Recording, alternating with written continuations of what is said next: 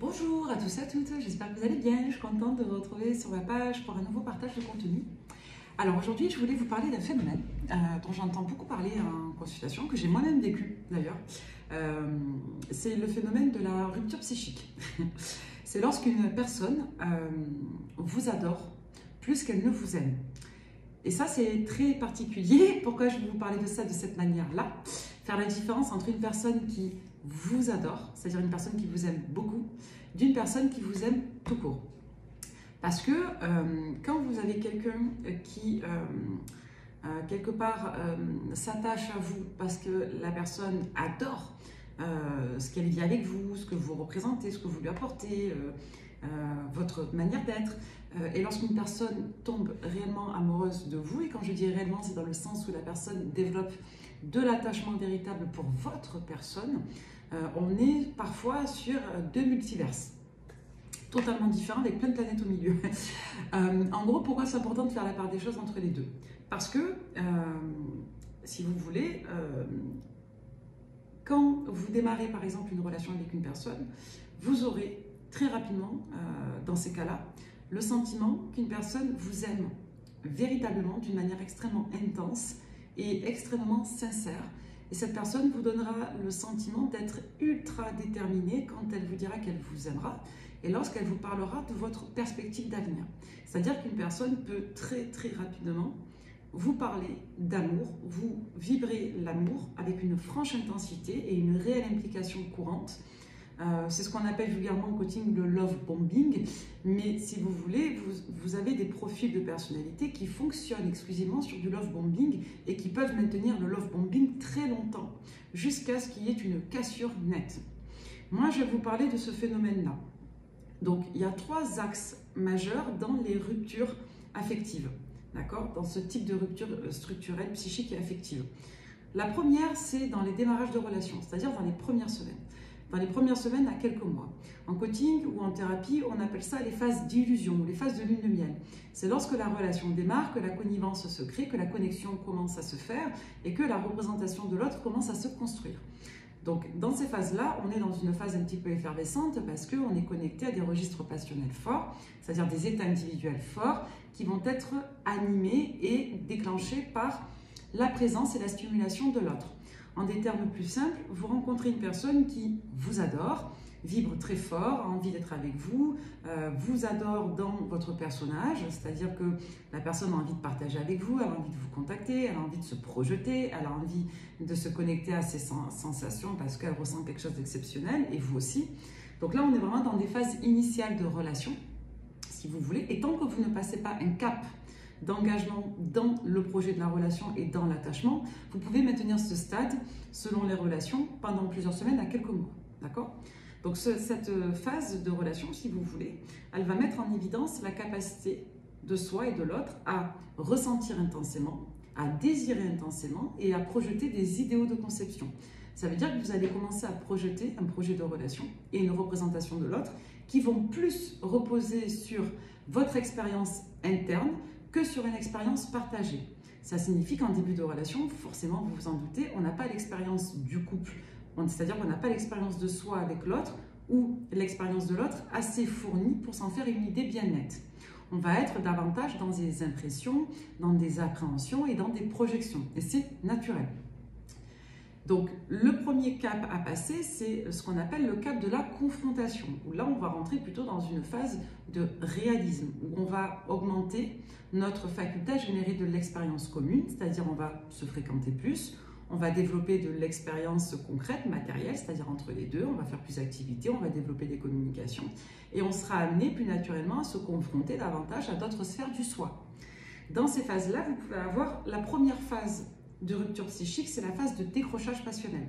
Donc dans ces phases-là, vous avez des personnes qui, du jour au lendemain, ne donnent plus de nouvelles. Alors que la personne, elle vous adorait, elle vous trouvait super, et parfois même, la personne est tombée amoureuse de vous. Et vous aviez vraiment le sentiment que la personne était sincère et que c'était vrai. Et pour autant, du jour au lendemain, plus de nouvelles, plus de son, plus d'image. Et pire, la personne par ailleurs. Donc ça, si vous voulez, c'est lorsqu'une personne n'a pas pu ou n'a pas réussi à ancrer son attachement. Ça signifie que la personne n'a pas dépassé le cap de l'adoration. Là, je ne vous parle pas des débuts de relations classiques où on s'apprécie sans plus et on ne se donne plus de nouvelles. Là, je vous parle des cas où vraiment, certains l'avaient vécu, il y a réellement eu une connexion forte, une intensité et une véracité émotionnelle, où c'était puissant.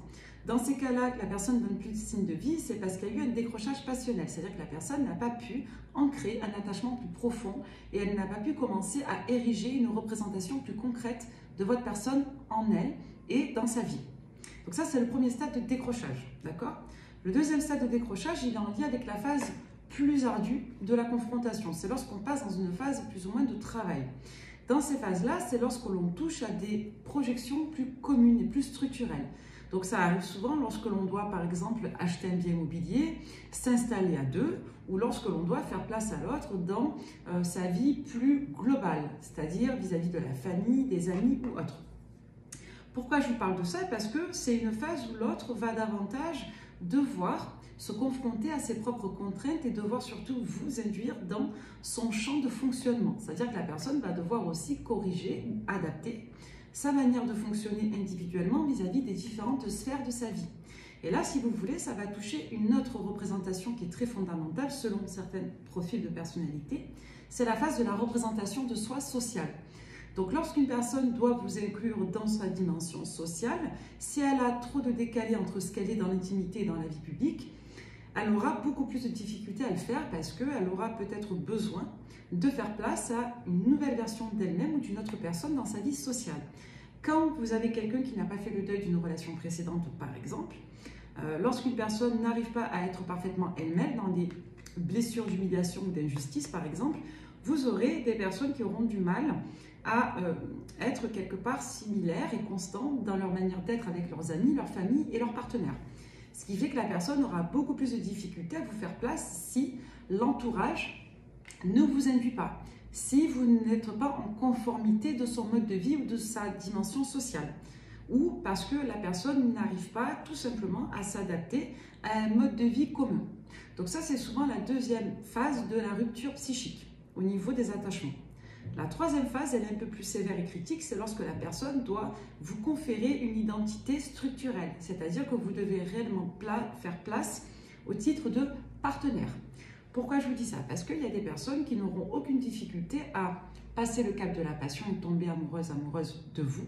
Elles n'auront peut-être pas de difficulté à vous inclure dans leur famille, dans leurs amitiés, dans leurs habitudes courantes, leurs activités sociales et sportives ou culturelles. Par contre, elles auront beaucoup plus de difficultés à vous inclure dans leurs projections futures. C'est-à-dire qu'il y a des personnes qui ont la faculté de vivre au jour le jour et ça peut durer très longtemps, mais elles auront beaucoup plus de difficultés, par exemple, à vous donner une identité archétypale. Je vous donne un cas très particulier et je pense qu'il y a beaucoup de personnes qui le reconnaîtront, dans le cadre, par exemple, des personnes qui ont perdu un ou une partenaire. Vous aurez des personnes qui auront eu des deuils, donc des deuils littéraux, c'est-à-dire vraiment le décès du partenaire, de l'époux ou de l'épouse, ou tout simplement des ruptures extrêmement traumatiques. Donc des personnes qui ne se sont jamais remises, par exemple, du deuil de leur famille. Donc ce sont des personnes qui n'auront pas de mal, par exemple, dans certains cas, à vous présenter leurs enfants, à vivre avec vous, mais qui auront énormément de difficultés, par exemple, à se comporter dans la disponibilité psychique comme des partenaires, qui vont soit se confier à d'autres personnes ou qui auront des difficultés à agir ou à prendre des décisions conjointement avec vous. Donc, par exemple, si vous avez une opposition familiale, la personne n'y arrivera pas. Parce que structurellement, cette personne avait déjà un mari ou une femme.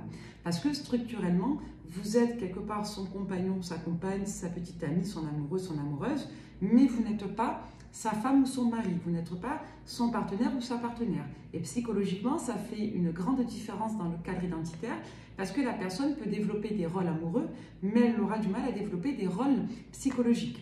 Ce qui fait que la personne aura peut-être du mal à être près de vous face à certaines difficultés et elle aura du mal à vous laisser vous prendre votre place face à certaines difficultés également. Donc, selon la faille traumatique, selon le blocage phaïque, comme je l'appelle, vous aurez des blocages qui induiront des ruptures psychiques nettes qui feront que la personne se mettra en verrou émotionnel face à vous. Et ce qui fait que la personne va s'enfermer dans une posture de résignation extrêmement puissante. Donc ça, si vous voulez, ça peut être extrêmement traumatique quand vous le vivez. Moi, je l'ai vécu, par exemple. Ce qui fait que quand vous êtes face à ce type de personnalité, vous êtes face à des personnes qui concrètement n'arrivent pas quelque part à actualiser de nouvelles conceptions et de nouveaux rapports. Par exemple, on n'arrive pas à ouvrir son cœur dans les états initiaux passionnels. On recherche surtout à recevoir et pas forcément en étant en capacité de donner, ce qui fait qu'on va adorer une personne en fonction de notre capacité réellement à développer de l'attachement. Ce qui fait qu'on va être désireux et désireuse de vivre des états passionnels forts parce qu'ils sont transcendantaux et qui remplacent en quelque sorte les émotions négatives par des émotions positives immédiates. Et ça va donner de l'élan à la personne pour se projeter, mais elle ne sera pas réellement connectée à sa faculté concrète de projection. Dès lors qu'elle va se connecter à sa faculté de projection, elle va faire une marche arrière parce qu'elle n'est pas disponible affectivement. Ensuite, vous avez le cas où vous passez un cap de confrontation, où là, la personne peut pareillement se mettre en verrou parce qu'elle n'est pas en capacité de développer autre chose qu'une relation suivie. Ce qui fait que la personne garde un fonctionnement individuel tout en étant un petit peu disponible affectivement, un petit peu disponible psychologiquement, mais le stade de la confrontation à la vie en commun, peu importe que ce soit dans le cadre d'un achat, d'une installation ou dans le fait de construire une famille, ben ça va bloquer. Tout simplement, parce que la personne n'est pas encore prête et qu'elle n'arrive pas à se confronter à ce blocage. Donc elle va effectivement soit auto-saborder la relation, soit émettre des réserves, soit s'éloigner de vous. Parce que psychologiquement, la personne n'est pas prête à faire front commun. Dernier cas de figure, celui dont je vous ai parlé, vous avez des personnes qui arrivent plus ou moins à faire front commun, mais qui n'arriveront pas pour autant jusqu'à une certaine mesure d'implication psychologique, dans une certaine mesure de représentation psychologique, à vous conférer un statut net, actualisé. Parce que le statut est quelque part déjà occupé par une personne qui ne fait plus partie de la vie de votre autre, soit parce que la personne est décédée ou que le deuil n'a pas été fait, et que structurellement, la personne pourra être par exemple en couple, mais ne pourra pas être un membre de votre famille ou elle ne pourra pas vous considérer comme un membre de sa famille. Parce que au niveau des représentations, la place entre guillemets est déjà occupée. Dernier cas de figure, ça c'est les trois principaux. Encore autre chose, ce sont les crises existentielles. Vous avez parfois des personnes qui font des crises existentielles. Pourquoi on parle de crise existentielle et pas tout simplement d'évolution? Parce qu'il n'y a pas de relais entre la version que vous connaissez, la version d'avant, et la version d'après. C'est-à-dire entre ce que la personne est, a été, et ce qu'elle va devenir et ce qu'elle devient. Vous avez des personnes qui, du jour au lendemain, verrouillent, quittent leur partenaire, leur compagnon, leur compagne, je sais pas moi, s'achètent une Mustang alors qu'elles sont endettées, se mettent à avoir d'autres relations, bon, on a le droit d'évoluer, on a le droit d'avoir des déclics et des éveils, c'est pas l'objet, c'est pas forcément pathologique. Là où ça devient pathologique, c'est lorsqu'il y a un déni entre l'avant et l'après, lorsqu'il n'y a pas, si vous voulez, de pont liant ou de reconnaissance liante entre ce que la personne est et ce qu'elle décide de devenir. C'est quand il n'y a pas, si vous voulez, de transition quelque part alternative et lorsque la personne est dans une forme de blocage ou de rejet de ce qu'elle a été. C'est lorsqu'on passe dans des extrêmes et des radicaux. Là, on est plutôt sur un versant identitaire qui pète. C'est-à-dire qu'une personne a eu un système de fonctionnement qui a été le sien pendant un temps, puis d'un seul coup, il y a peut-être une brèche ou un aspect de soi, un besoin qui d'un seul coup, parce qu'il était réprimé, explose. Et cette explosion, si vous voulez, fait part à une nouvelle version qui va, quelque part, comme elle est en opposition, complètement écraser l'ancienne. Ce qui fait que la personne n'arrivera pas à créer de ponts liants, dans les premiers temps en tout cas, entre ce qu'elle a été avant et après. Ce qui fait que vous avez des personnes qui switchent radicalement et qui mettent 6 mois, 1 an, 2 ans à présenter leurs excuses. Parfois, elles ne le font jamais si elles vous blessent. Vous aurez d'autres personnes qui vont tout plaquer pour une passion et puis d'un seul coup qui vont le regretter, qui vont mettre peut-être 1 an, 6 mois. Parfois même d'autres personnes qui vont faire ça, sur le coup elles ne vont pas se rendre compte, vous ne les reconnaissez pas, elles sont en pilote automatique. Et puis vous vous dites, mais qui est cette personne? J'ai passé 20 ans, 30 ans avec, je ne la reconnais plus. C'est comme si on avait été une illusion, qu'on n'avait pas existé. Et puis la personne, au bout d'1 an, 2 ans, voilà, selon les cas de figure, d'un seul coup, elle va commencer à émettre des doutes et se rendre compte de ce qu'elle a fait. Dans certains cas, elle va être résignée dans la posture parce qu'elle s'engage et elle maintient son engagement. Dans d'autres cas, elle va regretter, elle va vouloir revenir, mais elle sera un peu tiraillée entre les deux parce que le besoin, maintenant qu'il a été érigé, on ne peut plus le nier. Donc la personne peut être un peu flottillante et ça, c'est terrible. Et les personnes qui l'ont vécu, je pense qu'elles penseront à moi. Parce que ça, après 20 ans de vie commune, 30 ans, des mariages, des constructions, quand vous avez un partenaire qui dérouille et qui du jour au lendemain quitte tout, plaque tout, c'est très compliqué à vivre. Ça, c'est parce qu'il y a une fracture identitaire. Donc ça, c'est encore un autre cas de figure. Là, au début, sur les 3 premiers cas, je m'adressais à des personnes dans les premiers stades de la relation, d'accord, ou dans, en tout cas, des états initiaux d'engagement.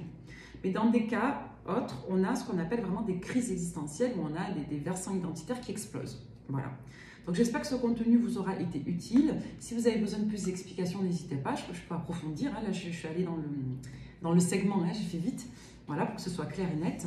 Donc merci encore de me suivre, de m'écouter, je vous dis à très vite. Bye bye.